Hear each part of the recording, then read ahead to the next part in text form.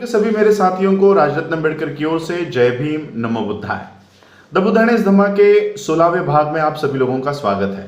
कल के भाग में हम लोगों ने देखा कि बुद्ध ने अपने जो 3 पथ बनाए थे या निर्माण किए थे, उसको हम लोगों ने जाना कि सबसे पहला पद पाथ ऑफ प्यूरिटी, विशुद्धता का मार्ग, निर्मलता का पद, हमने निर्मलता के पद के बारे में जाना।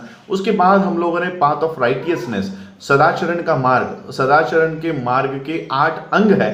तो ये 8 अंग में से पहला जो घटक है यानी सम्मा दिट्ठी, सम्यक दृष्टि, इसके ऊपर हम लोगों ने देखा।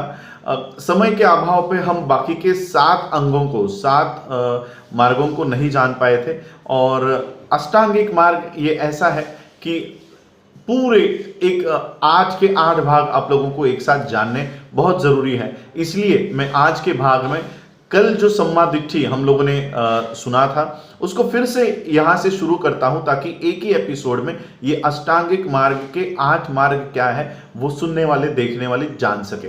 तो चलते हैं बुद्ध के दूसरे पद की ओर, वो है the path of righteousness. Path of righteousness को हिंदी में हम लोग कहेंगे सदाचरण का मार्ग। सदाचरण के मार्ग में बुद्ध ने इसको 8 अंगों में इसके 8 घटक बताए हैं और ये 8 घटक सारे मिलकर इनको अष्टांगिक मार्ग कहा जाता है। अष्टांगिक मार्ग का सबसे पहला घटक है, सबसे पहला अंग है सम्मा दिट्ठी।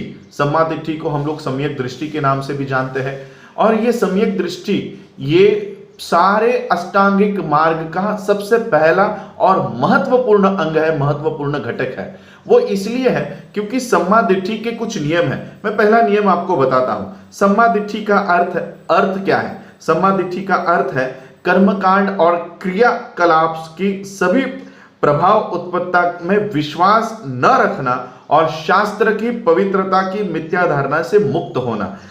सम्मा दिट्ठी पहले भाग में कहता है कि सम्मा दिट्ठी क्या है, कि जितने भी कर्मकांड है, जितने भी होम हवन है, जितने भी यज्ञ है और जितने भी शास्त्र है, इन शास्त्रों में विश्वास न रखना, किसी भी तरह के कर्मकांड में अपने आप को नहीं झोंकना, यह सम्मा दिट्ठी का पहला अर्थ है। सम्मा दिट्ठी के लिए का दूसरा अर्थ है सभी तरह के अंधविश्वास, सभी तरह के सुपरस्टिशन, सभी तरह के सुपर नेचुरलिज्म जो भी इस संसार के विरुद्ध में है, इस निसर्ग के विरुद्ध में है, इसके ऊपर विश्वास रखना, ये हमको खत्म कर देना चाहिए। इसके ऊपर का जो विश्वास है वो त्याग करना। अंधविश्वास और अनैसर्गिक चीजों के ऊपर जो विश्वास है उसका त्याग करना, ये सम्मा दिट्ठी का दूसरा रिक्वायरमेंट है, दूसरी इसकी जरूरत है। सम्मा दिट्ठी के लिए तीसरी जरूरत है abandonment of all doctrines which are mere speculation without any basis in fact of or experience।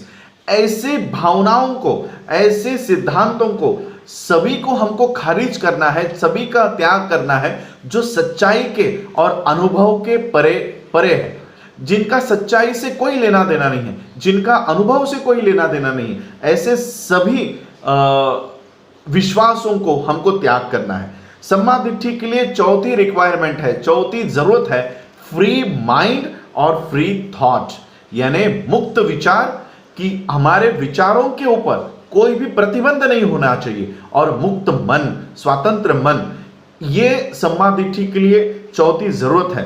तो इस तरह के 4 जरूरत सम्मा दिट्ठी के लिए होते हैं। ये 4 जरूरतों का पालन करने के बाद किसी भी इंसान में सम्मा दिट्ठी ये उसमें आ सकती है। दूसरा जो मार्ग बुद्ध ने अष्टांगिक मार्ग में बताया है वो है सम्मा संकप्पो। सम्मा संकप्पो यानी सम्यक संकल्प। सम्यक संकल्प के लिए बुद्ध कहते हैं कि हर एक इंसान, इसमें कुछ उद्देश्य होते हैं, कुछ महत्वाकांक्षा आकांक्षाएं होती है।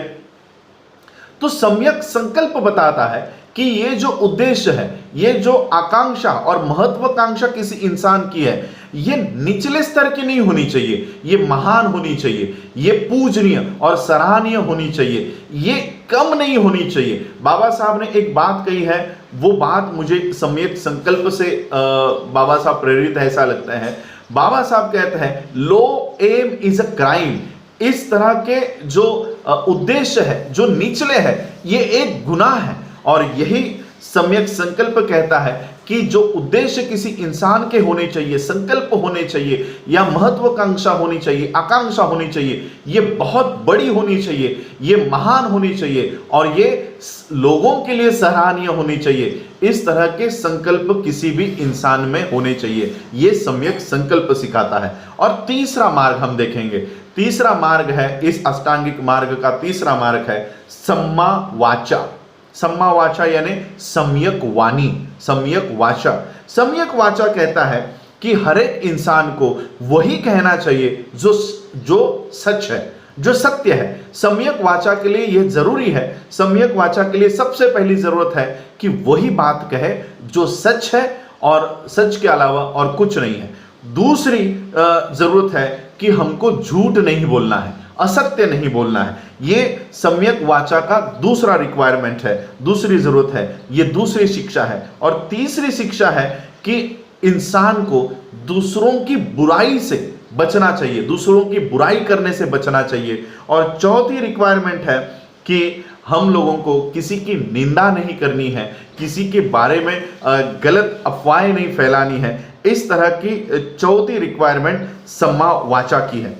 सम्मा वाचा में पांचवी रिक्वायरमेंट है, पांचवी जो शिक्षा सम्मा वाचा देता है, सम्यक वाचा देता है कि हम लोगों को गुस्से में या अपने गुस्से को काबू में रखते हुए वही शब्दों का इस्तेमाल करना चाहिए जो हानिकारक नहीं है, गाली गलौच वाले शब्द नहीं है। इन शब्दों का प्रयोग करने से हमको बचना चाहिए, इन शब्दों का प्रयोग हमको नहीं करना चाहिए। और छठा रिक्वायरमेंट, छठी शिक्षा सम्यक वाचा देती है कि one should speak kindly and courteously. आदर से और प्रेम पूर्वक, आदर देते हुए इस तरह से हम लोगों को लोगों के साथ बात करनी चाहिए।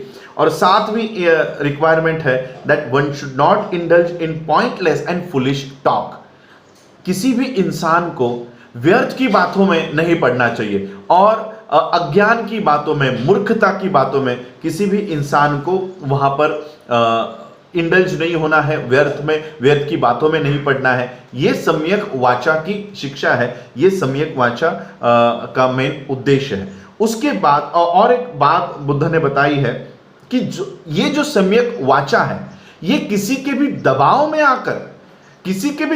आकर कि कोई मुझे सच्चाई पर, या ये 7 तरह की जो रिक्वायरमेंट्स है सम्मा वाचा के लिए, इसका इस्तेमाल में अगर मैं किसी लाता हूं तो कोई मेरे लिए गलत बोलेगा या मुझे शिक्षा देगा, इस तरह के दबाव में आकर हमको इस सम्मा वाचा का प्रयोग नहीं करना है। किसी को खुश करने के लिए कि या झूठ बोलने पर मुझे कोई इनाम देगा, तो इस तरह का बर्ताव हम लोगों को सम्यक वाचा में नहीं करना है। तो किसी भी तरह के दबाव में आते हुए, किसी भी तरह के लालच में आते हुए सम्यक वाचा का प्रयोग हम लोगों को नहीं करना है। उसके बाद आता है सम्मा कम्मंतो।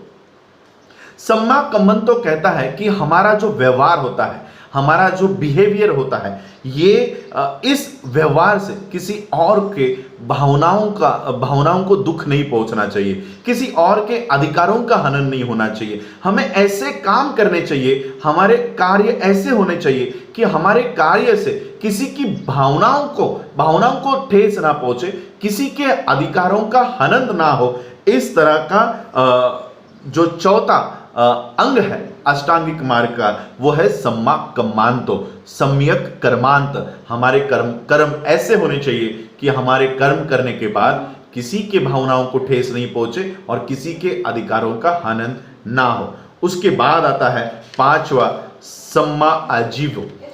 बुद्ध कहते हैं कि हर एक इंसान को अपनी आजीविका कमानी ही होती है।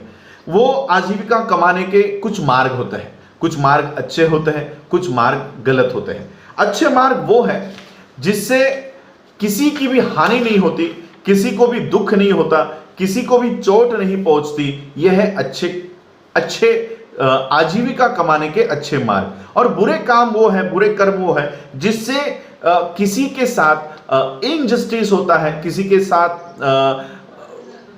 जो बुरे कर्म होते हैं या किसी के साथ भेदभाव होता है या किसी के साथ न्याय नहीं हो पाता, तो इस तरह से जो आजीविका कमाने के मार्ग है, वो आजीविका कमाने के मार्ग से किसी के साथ अगर कोई हानि नहीं पहुंचती है तो वो सम्यक कर्मांत उसको कहा गया है, सम्यक आजीविका उसको कहा गया है, सम्मा आजीवो। और उसके बाद आता है सम्यक व्यायाम। सम्यक व्यायाम यानी सम्मा व्यायामो। ये जो सम्मा दृष्टि हम लोगों को प्राप्त होती है, सम्यक दृष्टि जो प्राप्त होती है, ये प्राप्त होने के बाद हम लोगों का ये कर्तव्य है कि उस दृष्टि को बनाए रखें, और उस दृष्टि को बनाए रखने के लिए सम्मा व्यायाम, सम्यक व्यायाम, ये हम लोगों को उपयुक्त में आता है। सम्यक व्यायाम के 4 उद्देश्य है। पहला उद्देश्य है कि जो अष्टांगिक मार्ग के खिलाफ जो प्रवृत्तियां हमारे में है, उस प्रवृत्तियों को अपने चित्त में, अपने स्टेट ऑफ माइंड में उसको रोकना। अपने चित्त में, अपने मन में जो प्रवृत्तियां निर्माण होती है जो अष्टांगिक मार्ग के विरोध में है, ऐसे चित्त प्रवृत्तियों को रोकना, दबाना, ये उनको रोकना, ये सम्मा व्यायाम का, सम्यक व्यायाम का पहला उद्देश्य है। दूसरा उद्देश्य है कि ऐसे चित्त प्रवृत्तियों को जो पहले से उत्पन्न हुई है, मन पूरा अपने मन में पहले से है, ऐसे चित्त प्रवृत्तियों को उसको दबाना और उसको नष्ट करना। और तीसरा उद्देश्य इस सम्मा व्यायाम का है कि ऐसे चित्त प्रवृत्तियों को निर्माण करना जो इस अष्टांगिक मार्ग को पाने के लिए सिद्ध हो सके, जो इस अष्टांगिक मार्ग को पाने में सहायता कर सके। ऐसे चित्त प्रवृत्तियों का किसी भी इंसान में निर्माण करना, ये सम्यक व्यायाम का ये चौथा उद्देश्य होता है। और तीसरा उद्देश्य होता है। और चौथा उद्देश्य होता है ऐसे चित्त प्रवृत्तियों को प्रमोट करना, उसको बढ़ावा देना, जो सम्यक जो अष्टांगिक मार्ग को पाने के लिए सिद्ध होता है, उसको पाने के लिए मदद करता है। ऐसे चित्त प्रवृत्तियों को बढ़ावा देना, यह है सम्यक व्यायाम के 4 उद्देश्य। 4 उद्देश्य यानी नए सिरे से जो हमारे में विकृति निर्माण होगी उसको हमें उसको प्रिवेंट करना है, उसको रोकना है। जो ऑलरेडी हमारे मन में जो चित्त प्रवृत्तियां निर्माण हुई है उसको दबाना, उसको खत्म करना। तीसरी है कि ऐसे चित्त प्रवृत्तियों का निर्माण करना जो अष्टांगिक मार्ग को पाने में मदद करे। और चौथी उद्देश्य है कि ऐसे चित्त प्रवृत्तियों को उत्साह देना, प्रमोट करना, उसको सहायता करना। तो ये 4 सम्यक व्यायाम के 4 भाग हैं। उसके बाद आता है 7वां अष्टांगिक मार्ग का 7वां अंग, 7वां घटक, और वो है सम्मा सति। सम्मा सति का मतलब है हमारा जो मन है, इस मन को हमेशा हमको जागरूक रखना है, इसको हमेशा माइंडफुलनेस, बुद्ध ने जो, बाबा साहब ने जो वर्ड यूज किया है वो है माइंडफुलनेस और थॉटफुलनेस। हमारे विचारों को और हमारे मन को हमेशा हमको जागरूक रखना है। और इस तरह से हमारे मन के ऊपर हमको वॉच रखनी है, निगरानी करनी है। जो भी बुरे विचार हमारे मन में प्रवेश करते हैं, उन विचारों के ऊपर हमको निगरानी करनी है। जो भी बुरे विचार हमारे मन में आते हैं उसको वहीं से हम लोगों के दिमाग से निकालकर उनको बाहर निकालना है। यह है सम्मा सति का काम, यह है सम्मा सति का उद्देश्य। बुद्ध कहते हैं कि ये जो मार्ग है, ये जो घटक है, यानी सम्मा दिट्ठि, सम्मा संकप्पो, सम्मा वाचा, सम्मा कम्मांतो, सम्मा आजीवो, सम्मा व्यायामो और सम्मा सति, इसको पाने में, यानी फिर से मैं आपको ये वर्ड्स बहुत याद रखने में मुश्किल है, इसलिए सम्यक दृष्टि, सम्यक दृष्टि के बाद सम्यक संकल्प, सम्यक वाचा, सम्यक कर्मांत, सम्यक आजीविका और सम्यक व्यायाम और सम्यक सति, इन 7 घटकों को, इन 7 अष्टांगिक मार्ग के 7 मार्गों को पाने में कुछ बाधाएं होती है, कुछ बाधाएं आती है। और ये बाधा है हमको ये 7 मार्गों को, 7 घटकों को पाने में ये मुश्किलें पैदा करती है। और वो घटक है लोभ, द्वेष, आलस और इनडिसीजन, अनिर्णय। ये 4 वो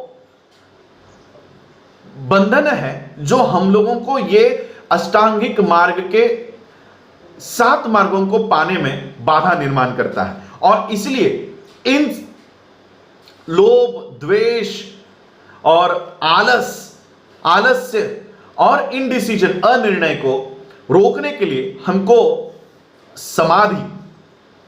समाधि का इस्तेमाल करना चाहिए। समाधि, लेकिन बुद्ध कहते हैं, लेकिन समाधि भी कौन सी समाधि? समाधि भी वो जो सम्यक हो, जो सम्मा समाधि हो। यह सच है कि समाधि से हम चित्त की एकाग्रता करने में कामयाब हो सकते हैं। यह भी सच है कि इस चित्त की एकाग्रता करने के बाद लोभ, आलस्य और द्वेष, मत्सर, अनिर्णय को हम रोक पाएंगे। यह भी सच है। लेकिन सिर्फ समाधि किसी भी काम की नहीं। मैं ये ज्यादातर उन लोगों को कहना चाहता हूं जो लोग विपश्यना मार्ग, समाधि मार्ग का पालन करते हैं, उनको मैं ये कहना चाहता हूं कि सिर्फ समाधि से कुछ नहीं होने वाला। समाधि की जरूरत नहीं है, जरूरत है सम्यक समाधि की। सम्यक समाधि, और सम्यक समाधि क्या है? सम्यक समाधि है कि सिर्फ हम लोगों को इन 4 बाधाओं को रोकना नहीं है, हमारे चित्त को इस तरह से ट्रेन करना है, इस तरह से उसको प्रशिक्षित करना है कि ये जो द्वेष भावना है, मत्सर है, आलस है, अनिर्णय है, ये जो बाधा है, ये हमारे मन में कभी उत्पन्न ही ना हो। इस तरह से हमारे चित्त को, माइंड को हमको ट्रेन करना है, प्रशिक्षित करना है। सिर्फ समाधि एक नकारात्मक चीज है, वहीं पर सम्यक समाधि एक सकारात्मक चीज है।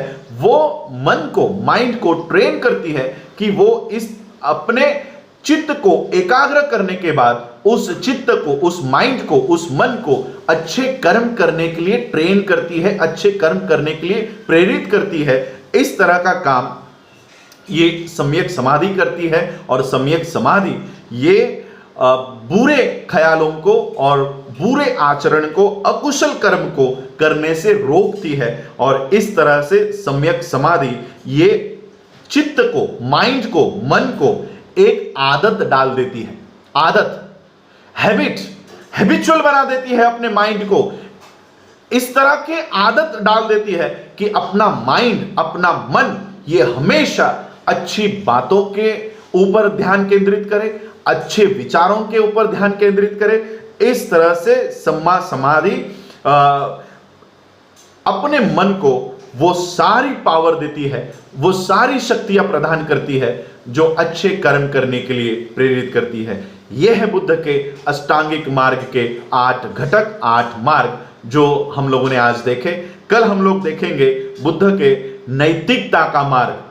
इस नैतिकता के मार्ग के जिस तरह से सदाचरण मार्ग के 8 अंग थे, उस तरह से नैतिकता के मार्ग के 10 अंग है। वो 10 अंग क्या है, ये हम आने वाले एपिसोड्स में देखेंगे। आप लोगों ने आज मुझे सुना, उसके लिए आभार। मैं और एक बात आप लोगों को बता देना चाहता हूँ। ये वीडियो तो मैं सुबह ही बना देता हूँ, 7, साढ़े 7, 8 बजे तक मेरा ये वीडियो हो जाता है। लेकिन अब पूरी दुनिया ये ऑनलाइन है। सभी दुनिया, पूरे अलग अलग देशों के लोग सिर्फ इंटरनेट का इस्तेमाल कर रहे हैं और इसलिए सर्वर पर बहुत दबाव है, बहुत प्रेशर है।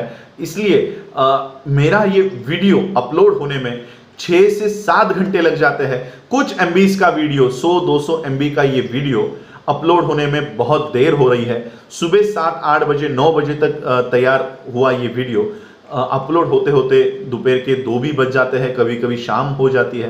तो कुछ दिनों के लिए, क्योंकि पूरा वर्ल्ड सिर्फ इंटरनेट का इस्तेमाल कर रहा है, मैं ये वीडियोस कंप्रेस करके, क्योंकि वो मैं नहीं चाहता कि आप मेरा चेहरा देखो, मैं चाहता हूं कि आप मैं जो कह रहा हूं उसे सुनो। तो इसीलिए ये वीडियोस की क्वालिटी मैं कंप्रेस कर रहा हूं, थोड़ा डिस्टर्बेंसेस आएगा, लेकिन जो बातें मैं आपको बता रहा हूं वो आपको स्पष्ट सुनाई देगी।